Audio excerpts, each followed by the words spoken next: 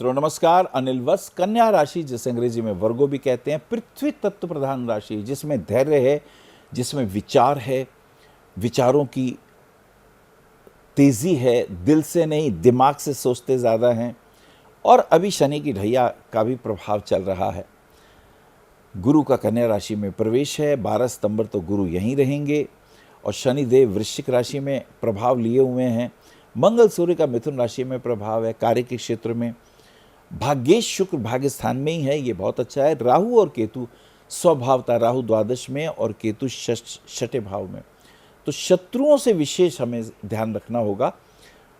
तो कुल मिला के ये महीना कैसे जाएगा, जुलाई का महीना, कन्या राशि, पहली दूसरी तीसरी तारीख की बातें कर लेते हैं। आर्थिक दृष्टिकोण से कुछ फायदे के योग हो सकता है, कुछ प्रॉपर्टी वगैरह खरीदने के योग बन रहे हों आपके घर में, पापा वगैरह ले सकते हैं, पर उसमें थोड़ी परेशानी दिखाई देती हैं। फाइनली काम तो बनेगा लेकिन दिक्कतें उसमें दिखाई देती हैं। तो मुझे लगता है हनुमान जी के मंदिर में झंडा लगाने से और हनुमान जी के मंदिर में प्रसाद चढ़ाने से और हनुमान चालीसा पढ़ने से ये संकट और कष्ट भी दूर हो सकते हैं। गुप्त नवरात्रे जिन्होंने रखे हैं उनको नमन करते हुए, देवी माँ को प्रणाम करते हुए, 3 4 5 3 को बुध पश्चिम में उदय हो जाता है। अब जिनकी कन्या राशि है उनका दशम भाव यानी कर्म क्षेत्र का स्वामी और लग्न का स्वामी तो बुध ही है। बुध उदय हो गए तो ये काम बनेंगे, बिगड़े काम आगे बढ़ेंगे।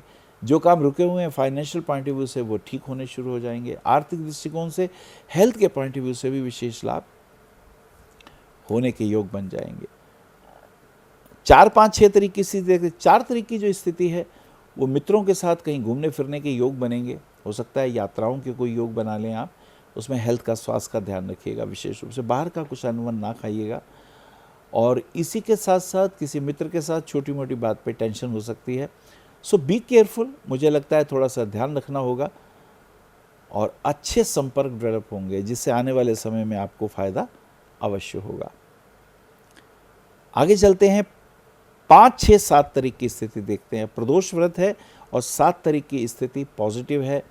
मामा का स्वास्थ्य थोड़ा बेहतर होता हुआ, पॉजिटिव विचारधारा और दृढ़ संकल्प के साथ आध्यात्मिक और एस्ट्रोलॉजी के पॉइंट ऑफ व्यू से कुछ आगे बढ़ते हुए कोई मान सम्मान प्राप्ति के योग भी दिखाई देते हैं।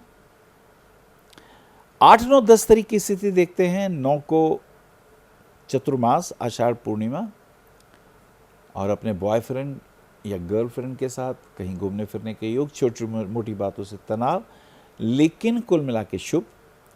बिजनेस पॉइंट ऑफ व्यू से भी लाभ और एजुकेशन पॉइंट ऑफ व्यू से भी अगर कुछ सोचते हैं देश विदेश की यात्राओं के लिए, उसमें लाभ मिलेगा, काम आपके बनने शुरू हो जाएंगे। तो ये बहुत पॉजिटिव मूव बन रहा है। 10 11 12 तारीख की स्थिति देखते हैं। 11 को मंगल का कर्क राशि में प्रवेश हो जाता है। मंगल जिनकी कन्या राशि होती है उनका अष्टमेश और तृतीयेश यानी पराक्रम का अधिपति है। ऐसे में हमें ध्यान रखना है अपने मित्र के साथ छोटी छोटी बातों पे तनाव से हमें मुक्त होना पड़ेगा। छोटी छोटी बातों से टेंशन हो सकती है, सो बी केयरफुल। इसके लिए थोड़ा सा हमें अलर्ट्स ज़रूर होना पड़ेगा, क्योंकि तनाव सोचने की क्षमता नष्ट कर देते हैं। क्रोध आने लगता है, क्रोध से बुद्धि का नाश होता है और फिर हम गलत निर्णय ले लेते हैं। तो we should be very careful. 12 13 14 तारीख की स्थिति देखते हैं। 12 की स्थिति अच्छी, पेट ठीक नहीं है, स्वास्थ्य का ध्यान रखना होगा। मित्रों का सहयोग भरपूर मिलेगा, स्वास्थ्य के प्रति जागरूक रहिएगा। मुझे लगता है जान है जहान है, और किसी मित्र के साथ बाहर घूमने के योग भी आपके बनेंगे, ये एक बहुत पॉजिटिव। 13 14 15 तारीख की स्थिति देखते हैं। 14 तारीख की स्थिति शुभ, किसी गुरुदेव का आशीर्वाद प्राप्त होगा, गुरु कृपा से रुके हुए काम आगे बढ़ेंगे। आप भाग्यवान हैं, आपकी लाइफ में कोई गुरुदेव हैं और डेफिनेटली उनके आशीर्वाद से आपके भाग्य को, आपके पिता के लिए, आपके परिवार के लिए कुछ ना कुछ शुभ होगा, कुछ नया काम बनेगा जो आपके लिए अति शुभ होगा। आने वाले समय में वो महत्वपूर्ण सिद्ध होगा। ये एक महत्वपूर्ण इसमें टर्निंग पॉइंट आया है। आगे चलते हैं। 15 16 17 16 तारीख को सूर्य का कर्क राशि में प्रवेश हो जाता है। कहीं बाहर जाने के भी योग मुझे दिखाई देते हैं और इसमें स्वास्थ्य का ध्यान रखिएगा। और जहाँ तक जॉब की बात है उसमें कुछ अच्छे अपडेट्स मिलेंगे, कुछ रुके हुए काम आगे बढ़ेंगे, तो ये आपके लिए लाभदायक बात। 18 19 20 तारीख की स्थिति देखते हैं। 18 को भाग्य साथ देगा, रुके हुए काम बनेंगे। यदि आप डिज़ाइनर हैं, आर्टिस्ट हैं, सिंगर हैं, पेंटर हैं तो कुछ नई बातें होंगी। भाग्य साथ देगा, किसी स्त्री की कृपा से, किसी गुरु माँ की कृपा से विशेष लाभ होने के चांसेस, कोई मान सम्मान की प्राप्ति का योग भी दिखाई देता है। एकादशी का क्षय है 20 तारीख को, और इसी के साथ साथ ऑफिस के कार्यों में कुछ नए अपडेट्स, कोई नई जिम्मेदारियां और उसके प्रयत्न से कुछ आर्थिक दृष्टिकोण से भविष्य में लाभ भी होने वाला है। तो ये एक बहुत अच्छा मूव इसमें दिखाई देता है। बुध का 21, 22, 23 को बुध का सिंह राशि में प्रवेश हो जाता है। अब थोड़ा सेहत का ध्यान देना होगा हमें। छोटी छोटी बातों पे तनाव, पैरों में तकलीफ हो सकती है, पेट में कष्ट हो सकता है, कमर में तकलीफ हो सकती है। So you should be little careful. इसको अवॉइड ना करिएगा, ये ज़्यादा अच्छा रहेगा। 22, 23, 24 तारीख को, 23 को अमावस्या है। पितरों के निमित्त थोड़ा सा जलांजलि दें, दान वगैरह करें, ब्राह्मणों को भोजन कराएं, उनसे आशीर्वाद मिलेंगे। और 25, 26, 27 को देखते हैं। 26 तारीख को शुक्र का मिथुन राशि में प्रवेश हो जाता है। ये बहुत अच्छा है। भाग्येश का दशम भाव में आना, लक्ष्मी विष्णु योग बनेगा। ये भाग्य के लिए भी शुभ, आपके लिए भी विशेष शुभता लिए हुए। 26 तारीख को शुक्र का मिथुन राशि में प्रवेश कोई घर में वाहन इत्यादि लाने का भी योग बना देता है। 27, 28, 29, 27 को नागपंचमी है। स्वास्थ्य बहुत अच्छा रहेगा, कोई धर्म के कार्य होंगे, गुरुओं से भेंट होगी।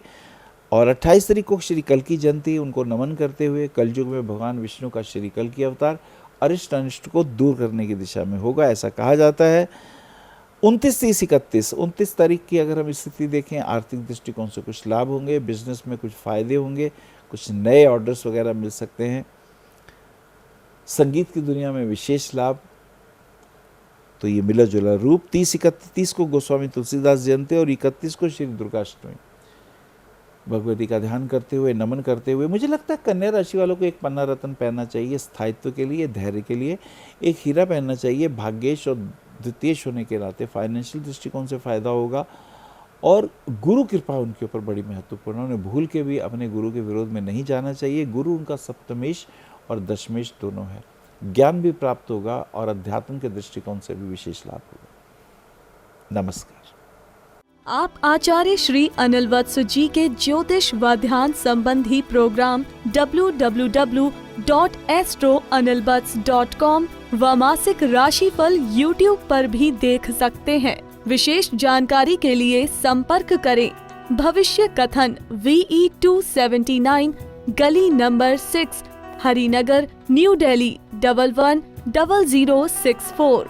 हमारे फोन नंबर है 9891739999 और 9818189993 और 8860006030 और 9810880002। हमारी वेबसाइट है www.bhavishyakathan.org। ईमेल है acharyaanilvats@gmail.com। अपॉइंटमेंट के लिए संपर्क करें सुबह 11 बजे से शाम 6 बजे तक।